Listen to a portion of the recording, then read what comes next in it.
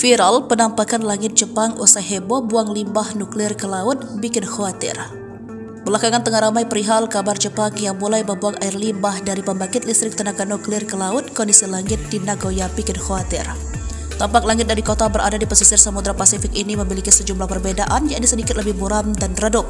Penampakan terkini langit Nagoya, Jepang itu viral di TikTok usai diunggah oleh seorang warga Indonesia yang kini menetap di Jepang pada Minggu 27 Agustus 2023.